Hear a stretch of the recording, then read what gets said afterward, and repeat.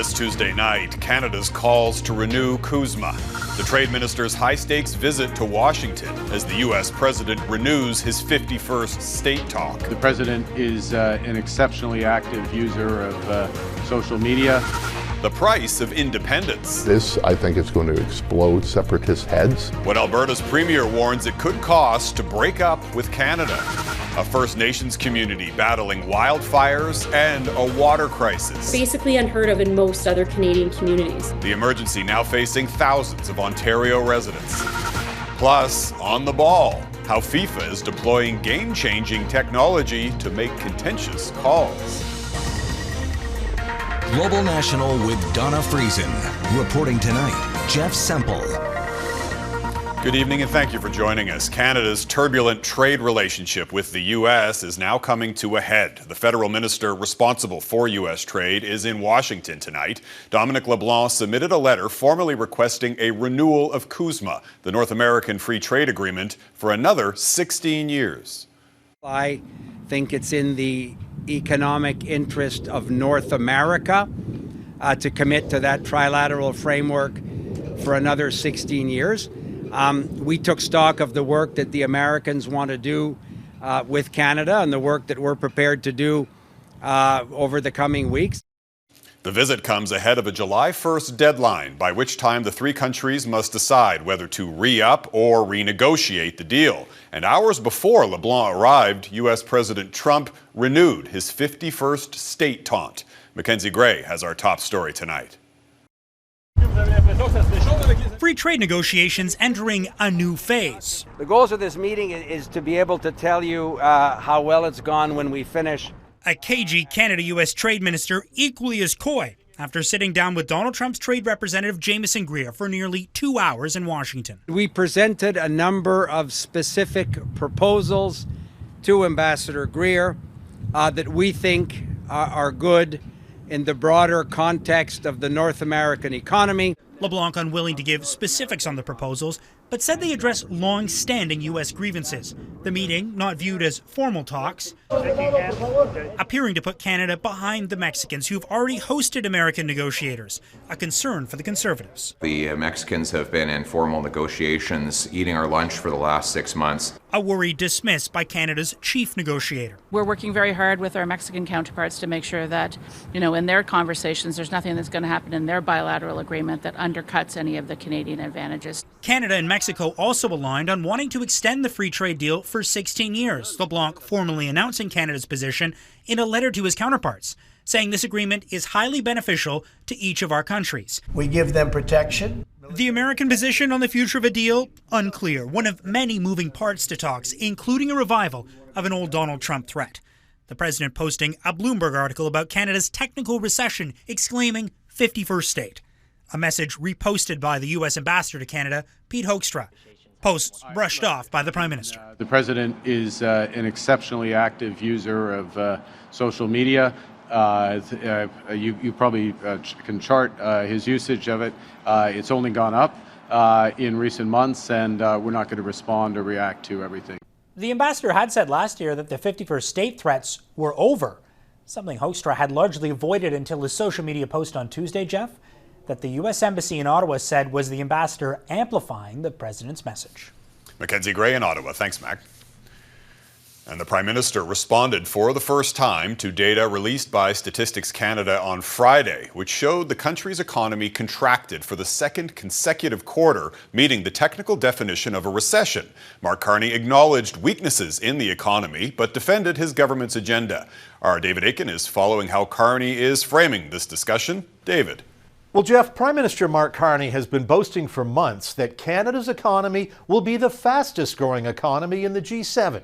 But the latest data shows the exact opposite. Canada is the only G7 economy that is shrinking. The data is going to be uneven. And, we see some weakness, in part because of clear decisions by the government.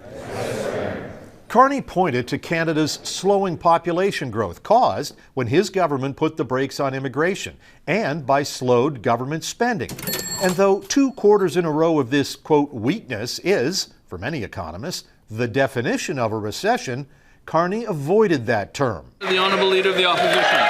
Carney's opponents, however, are not letting him off the hook, saying Canada is alone among its peers in recession right now, and Carney is to blame. The fact is, all other G7 countries face tariffs and global wars. Mexico is just as, if not more, integrated with the United States, and none of those other countries are in a recession. In any event, Carney is appealing for patience, that the data will turn around. But we're also seeing at the same time the foundations coming into place, settling in for that stronger, more resilient economy. Carney's political brand is built, of course, on his reputation as a careful steward of the economy. And a sluggish, weak, or recessionary economy, however you want to describe it, presents an opening for the PM's political opponents to tarnish that brand. Jeff. David Aiken in Ottawa. Thanks, David. Alberta's Premier is warning separatist supporters about the potential cost of independence. Danielle Smith put the price tag at roughly $400 billion, or the equivalent of around $80,000 per Albertan. Alberta's finance minister is promising to publish a full breakdown of those costs this summer before the referendum votes are cast in October. As Heather Yourex-West reports, separatist leaders are now firing back over the financials. Alberta's Premier pouring cold water this week on a leading argument for those supporting separation, that an independent Alberta would be flush with cash. I think it's responsible for us to be very forthright about the costs associated with what it is that is being proposed here, so people can make an informed decision.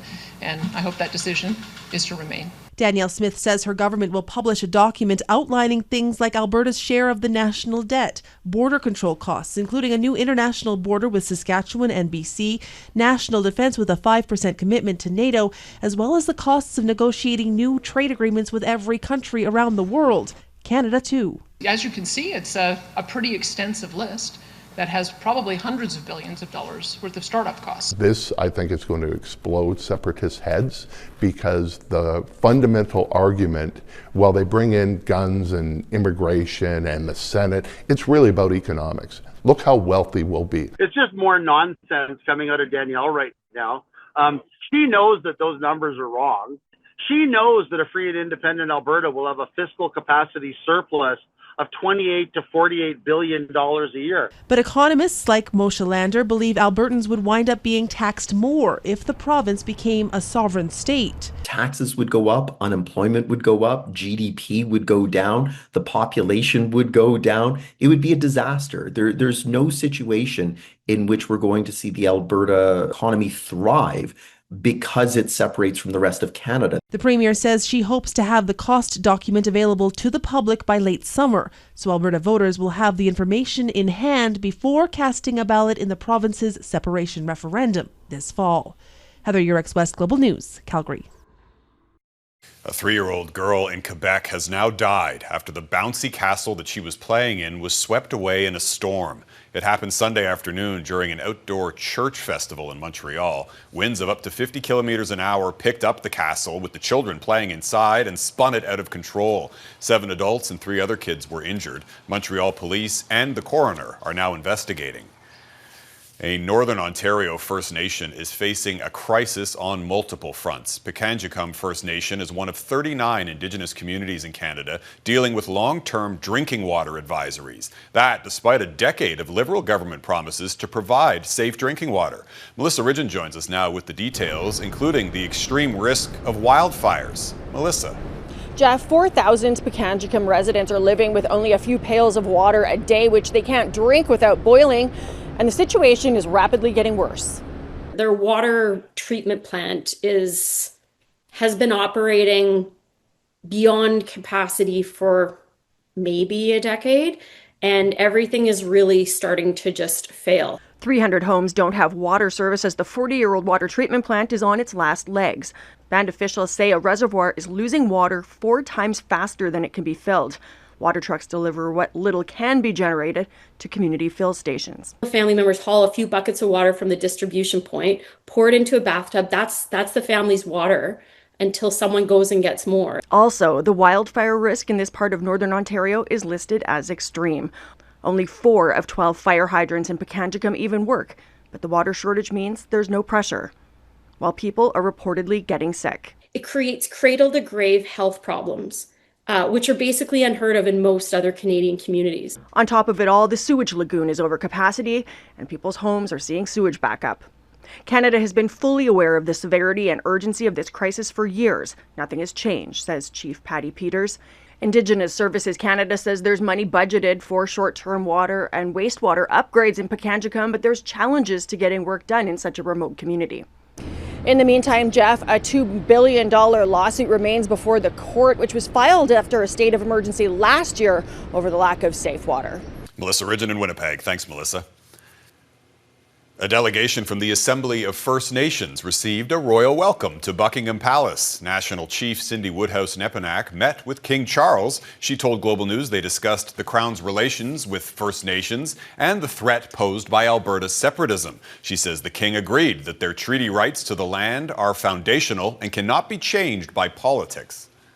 Well, for the first time since the Iran war began, the U.S. Secretary of State faced questions from American lawmakers. Marco Rubio suggested that there has been progress on the key issue of Iran's nuclear program. And he also blamed Tehran's fractured leadership for the delays in achieving a peace deal. Jackson Prosco has the details from Washington.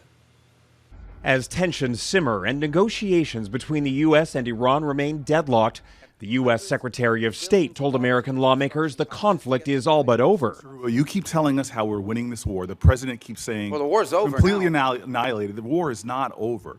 And yet the American people see how we're losing at the pump and with their costs, and yet this thing still hasn't been resolved. Facing questions for the first time since the war began, Marco Rubio claimed Iran's military has been significantly degraded and suggested Tehran is finally willing to talk about limiting its nuclear weapons program, though those talks could take months. They have agreed to negotiate aspects of their nuclear program that just a month ago, just a year ago, they were refusing to even mention. Just 24 hours earlier, the ceasefire seemed on the verge of collapse. Iran suggested it would no longer negotiate with the U.S. because of Israel's war in Lebanon. On social media, U.S. President Donald Trump denied the talks had fallen apart and said the conversations between us have been going on continuously, adding where they lead, one never knows. You ultimately are negotiating with people who then have to negotiate within their own system to see what they're allowed to give and what they're allowed to agree to. While they talk, Israel launched new strikes in southern Lebanon, but Israeli Prime Minister Benjamin Netanyahu seemed to bow to pressure from Trump, backing off from striking alleged Hezbollah positions in Beirut for now.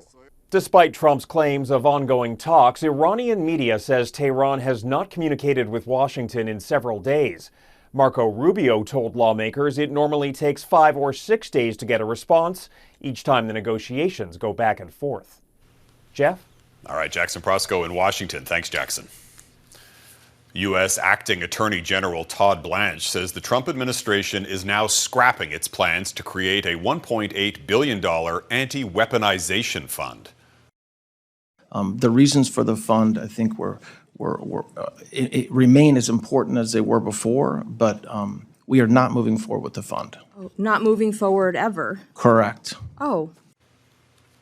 The fund was established to resolve Trump's lawsuit against the IRS, and Blanche had suggested the money could be used to support people who were charged in connection with the January 6th riots on Capitol Hill.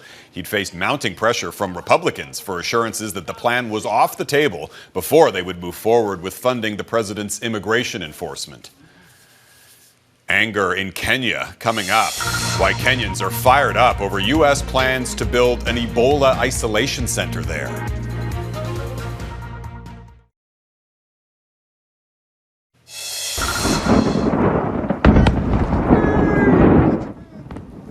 Take a look at this. A large explosion tore through a fireworks factory in Malta, damaging buildings several kilometers away. Incredibly, no one was inside the building at the time. 2 people were taken to hospital with minor injuries. Authorities do not suspect foul play.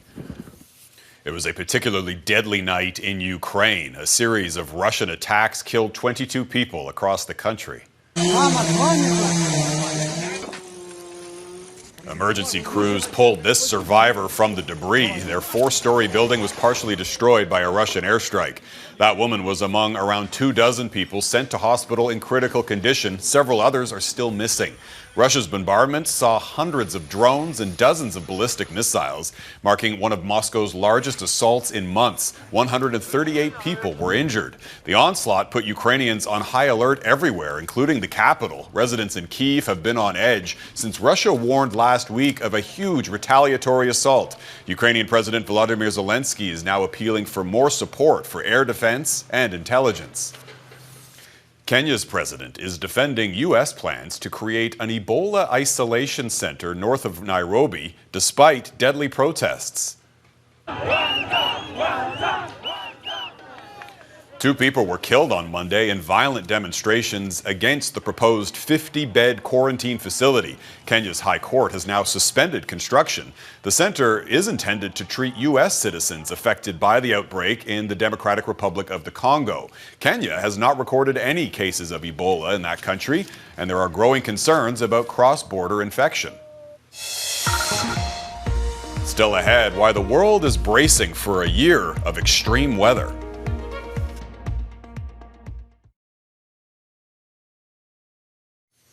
Heading into the summer, the United Nations Weather Agency is warning of extreme heat. The World Meteorological Organization says the El Niño climate phenomenon is almost certain over the next few months and could have a stronger impact than usual. The UN Secretary General says it will pour fuel on the fire of a warming world. Redmond Shannon reports on the details, including the consequences for Canada. Last week, Europe smashed temperature records for the month of May, sweltering summer heat before summer even began. Now that it is June, we can expect yet another warm summer driven by climate change, and it is almost certainly set to be boosted this year by a moderate to strong El Niño, according to the UN's weather agency. An 80% probability that El Niño conditions will emerge in the period between June and August. Every few years, El Niño is triggered by warming waters in the eastern Pacific, seen here off the coast of South America this year. First and foremost, it heats up the globe. An El Niño event could intensify the threat on average. More heat-related illness, wider spread of vector-borne diseases, increased pressure on food and water systems. In addition, El Niño typically makes some parts of the world wetter, including the southern U.S. and Southeast Asia. Other areas will be drier, including India and southern British Columbia. I think we'll probably see, unfortunately, a bad wildfire season. Mostly in BC, the signal tends to weaken as you move into Alberta. And also into the north. Professor Kent Moore says a strong El Niño summer combined with climate change could provide a glimpse into the summers of the near future. El Niño could also mean a milder upcoming winter in eastern Canada and potentially a less severe Atlantic hurricane season. Redmond Shannon, Global News, London. World Cup countdown up next, with the soccer tournament now just days away. How new technology is changing the game.